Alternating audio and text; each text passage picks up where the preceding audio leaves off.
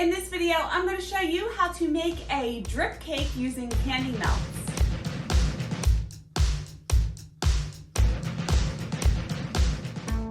Hi, it's Karolyn. I'm back with another video, and if this is your first time here, welcome to my channel, and if it's not your first time here, thank you for coming back.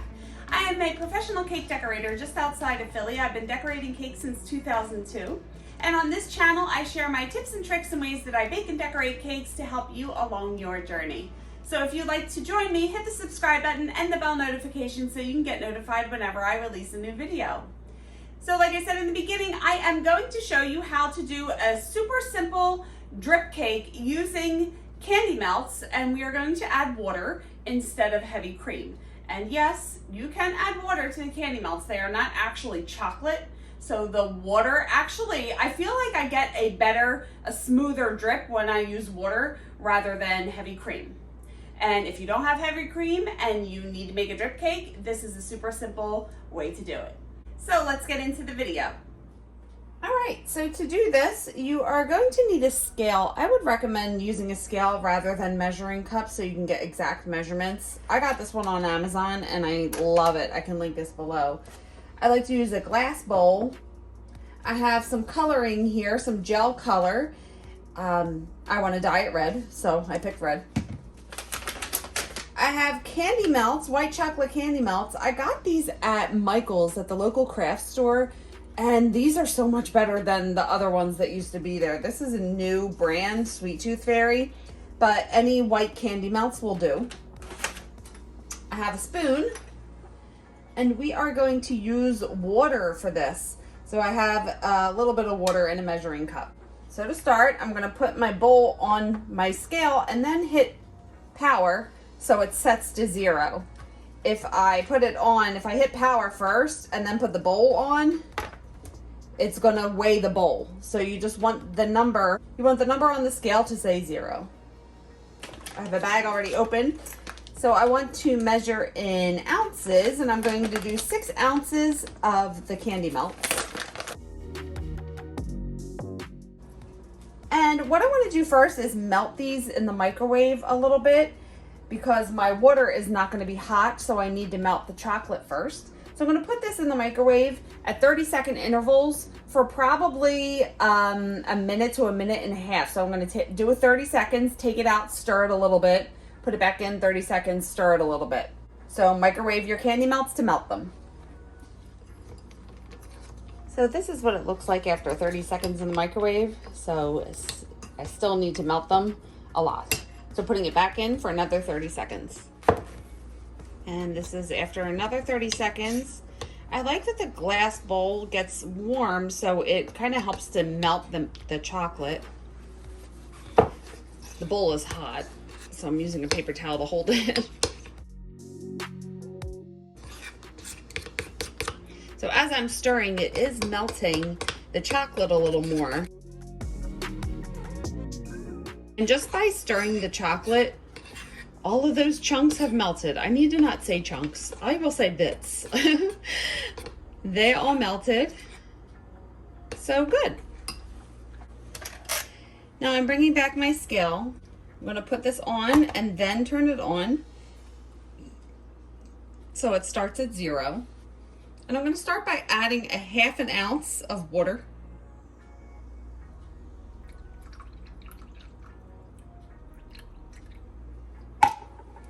Okay, it went to 0.6 ounce, but anyway.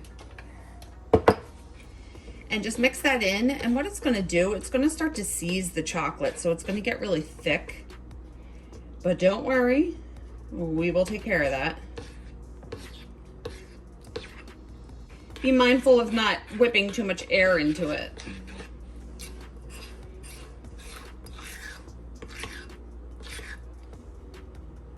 So we still need to thin this out because the chocolate seized when we added the water. So just adding a little bit more water, setting it to 0. And I would say do a little bit, let's do a 1/4 of an ounce, stir it and see where you end up. And that looks like it's going to be good. So stirring slowly so you're not putting air in. How many times do I have to say that? I've done it before where I whipped it and I had tons of air bubbles in my ganache. It's super annoying when you see the bubbles in the ganache when you're putting them on the cake.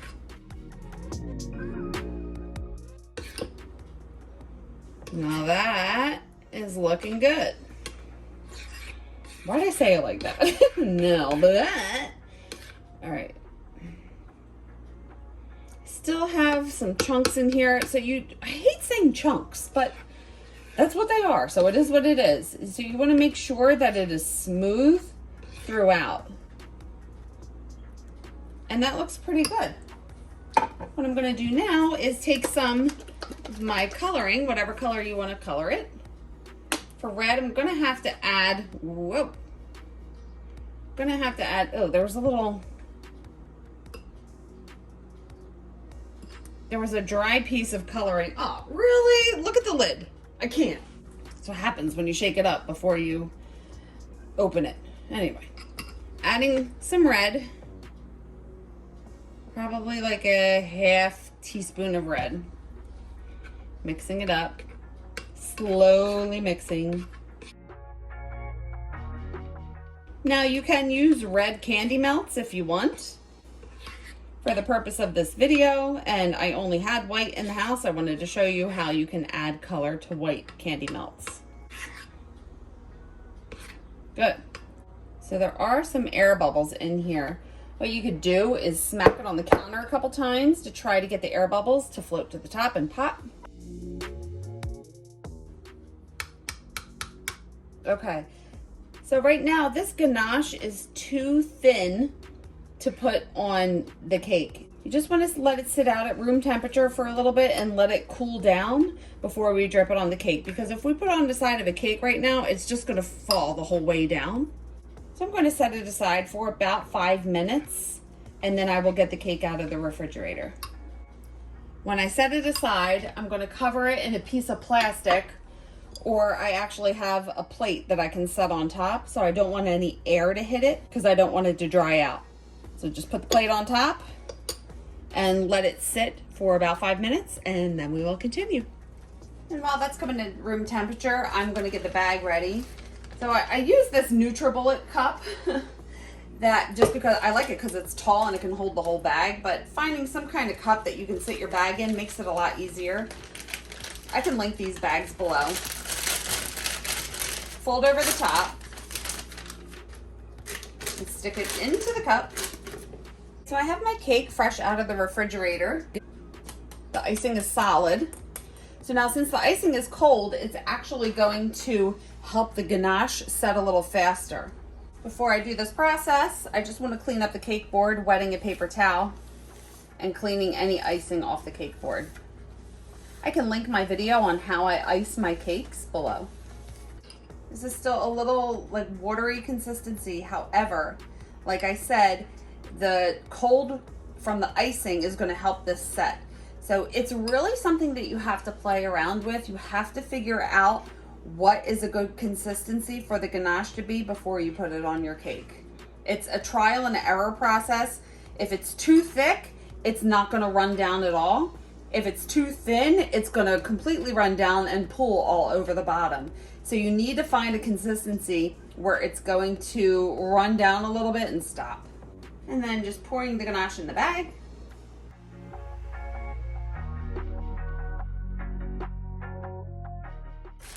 Making sure you get the air out, folding it over.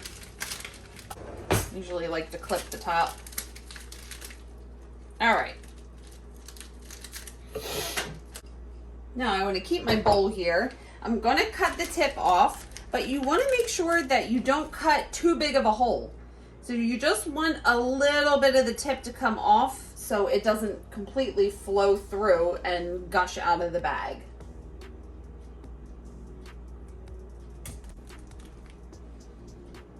And I like to test it on the side of the bowl.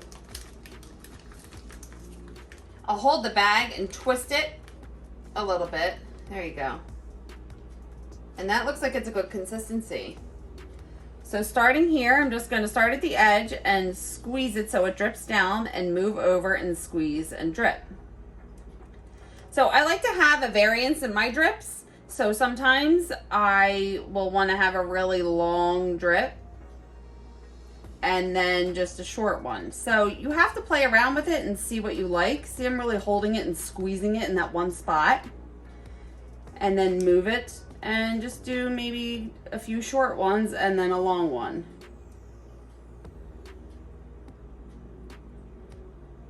Sometimes you want a really long one, right? I'm gonna squeeze it, twist the bag over the bowl so it doesn't drip on the cake.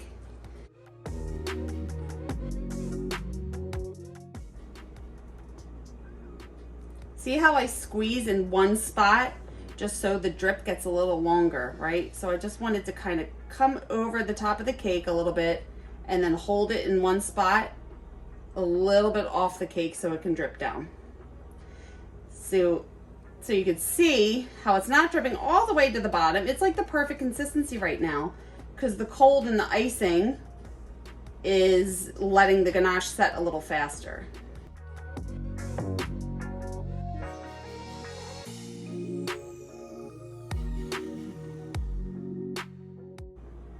So when I'm doing the long drips, I'm kind of holding it a little bit away from the cake. You want to try to make sure that the drips are dripping straight down and not on an angle. So there's a lot you're looking for as you're doing this. But then remember, again, it's a drip cake. It's drippy. It's supposed to be haphazard, if you will. Here's a little trick too. Sometimes I have like little imperfections in the buttercream. So you could just try to make sure that your ganache covers those. Ah, that was a little messy. That's gonna get on my nerves. So let's see, I'm gonna do another drip right next to it to cover that up.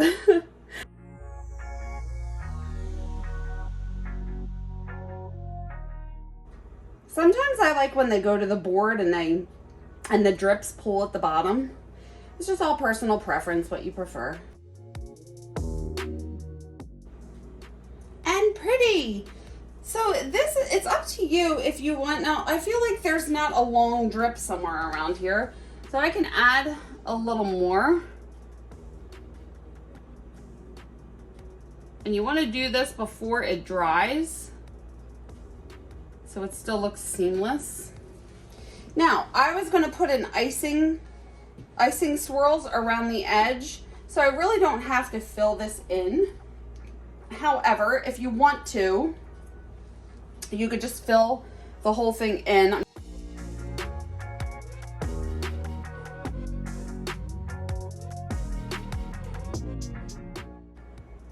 You don't want to overfill it because you don't want it to pour down the sides. I'm going to have a lot of icing and decorations covering this.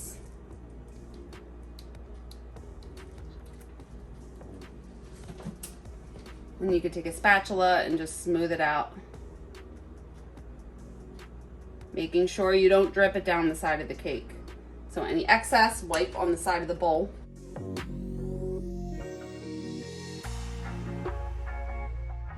And the seam here that you're seeing will be covered by the icing swirls that I'm going to do on the top. And this looks pretty good. I'm going to put the cake back in the refrigerator for about an hour so the ganache can set up before I start to put the icing swirls on the top. All right, it's been about a half hour. I took this out of the refrigerator and the ganache has set, so we're ready to put on the icing swirls. So I have an icing bag here with a 1M tip. I can link everything below. I have black icing in here, and to color this black, what I did is actually I have chocolate icing, which was dark brown, and added a little bit of black to it. That way you don't have to add so much black icing coloring to the icing. Twisting the top. So I like to find the back of my cake. I think I like this as the front.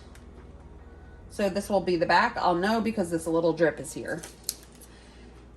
I'm going to hold this straight up and down and just make a couple swirls. So I'm going to start in the middle, go around clockwise, and then come up and make it come to a point. So I just keep going in clockwise circles just to get a little swirly effect. You could do this however you want. You could just do one little swirl around the bottom, but I just wanted them to be a little taller.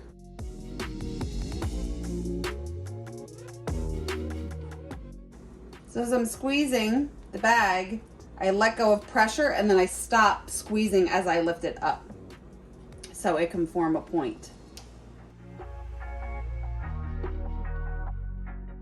Now I'm going to do this in the sink because I don't want it to get everywhere. So I have some nonpareils that I want to put on top. I'm just going to use a tiny spoon. I have red, white, and green, as that's going to be the colors of the cake along with black. So I'm just going to sprinkle a little bit and just let them fall into the sink. Now you could decorate, you could do jimmies on here, or if you call them sprinkles, if you're not from Philly, you could do jimmies, you could do, you know, pretty much whatever you want. But I just wanted some little festive coloring on these black swirls. And there's your ganache drip cake with your little swirls on top, ready to decorate however you'd like. So here you go. Here's the drip cake, all decorated and looking pretty awesome. I actually used edible images on here and I made a name banner. I'm gonna set this down. So a couple things that are important with the ganache, as I said, you don't want to over whip it. You don't want to add too much air to it.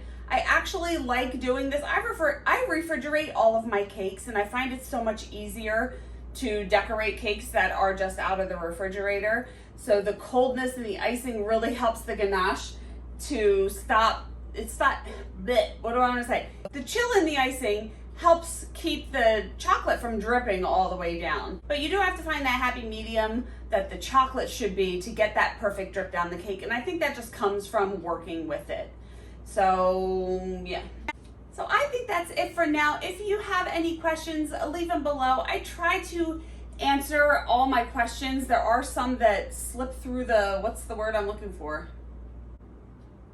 I can't think of that phrase.